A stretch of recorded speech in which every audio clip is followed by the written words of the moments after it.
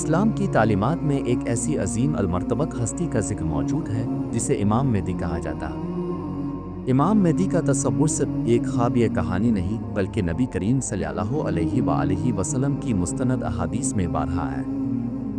امام مہدی کا ذکر قرآن کریم میں براہ راست تو نہیں لیکن کئی آیات میں بالواسطہ طور پر ان کے مشن کی طرف اشارہ موجود ہے، خاص طور پر سورۃ القصص کی یہ آیت، اور ہم چاہتے ہیں کہ ان لوگوں پر احسان کریں جو زمین میں کمزور بنائے گئے اور ان کو امام بنائیں اور ان کو وارث بنائیں۔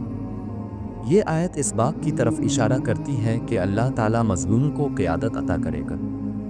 نبی کریم حضرت محمد مصطفیٰ صلی اللہ علیہ وآلہ وسلم نے فرمایا، مہدی میری امت میں سے ہوں گے، ان کا نام میرے نام پر ہوگا، ان کا باپ کا نام میرے والد کے نام پر ہوگا، زمین کو عدل و انصاف سے بھر دیں گے جیسے وہ ظلم و جور سے بھر گئی۔ امام مہدی کا نام محمد بن عبداللہ ہوگا اور وہ حضرت فاطمہ رضی اللہ عنہا کی نسل سے ہوگے۔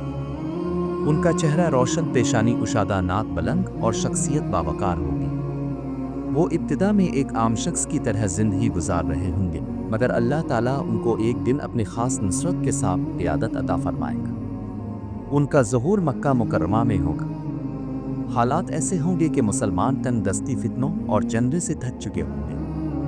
تب کچھ نیک دل مسلمان انہیں پہچانیں گے اور خانہ کعبہ کے سامنے ان سے بیعت کریں گے۔ اس بیعت کے وقت ایک آسمانی آواز سنی جائے گی جو امام مہدی کی صداقت کی گواہی دے گی۔ امام مہدی کے ظہور کے بعد اسلامی دنیا میں ایک انقلابی تبدیلی رونما ہوگی۔ وہ ظلم کا خاتمہ کریں گے، عدل قائم کریں گے، دولت کو مساوی تقسیم کریں گے اور فتوحات حاصل کریں گے۔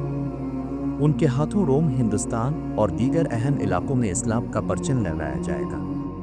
یہ وہ وقت ہوگا جب دنیا دجال کی فتنہ میں گرفتار ہوگی۔ دجال جو جھوٹ کا سب سے بڑا علم بردار ہوگا، انسانوں کو گمراہ کرنے کے لیے ظاہر ہوگا۔ وہ خود کو خدا کہلوائے گا، عجیب و غریب کارنامے دکھائے گا اور لوگوں کو آزمائش میں ڈالے گا۔ اسی دور میں حضرت عیسیٰ علیہ السلام آسمان سے نازل ہوں گے۔ وہ دمشق کی مسجد کے مشرقی مینار پر اتریں گے۔ وہ امام مہدی کے پیچھے نماز ادا کریں گے اور پھر ان کے ساتھ مل کر دجال کا خاتمہ کریں گے۔ دجال کا قتل فلسطین کے مقام علم میں ہوگا۔ امام مہدی اور حضرت عیسیٰ علیہ السلام کا مشترکہ دور دنیا کے لیے سنہری دور ہوگا۔ اس وقت زمین عدل اور امن سے بھر جائے گی، اسلام کا غلبہ ہوگا اور دنیا بھر میں صرف توحید کا پرچار ہوگا۔ امام مہدی کا مشن صرف فتوحات اور حکومت تک محدود نہیں ہوگا بلکہ وہ روحانی اصلاح بھی کریں گے۔ وہ امت کو قرآن کی اصول کے مطابق متحد کریں گے، فرقہ واریت کا خاتمہ ہوگا اور ہر انسان ایک دوسرے کا بھائی ہوگا۔ وہ تقریباً 7 سے 9 سال حکومت کریں گے۔ ان کے بعد حضرت عیسیٰ علیہ السلام نظام سنبھالیں گے۔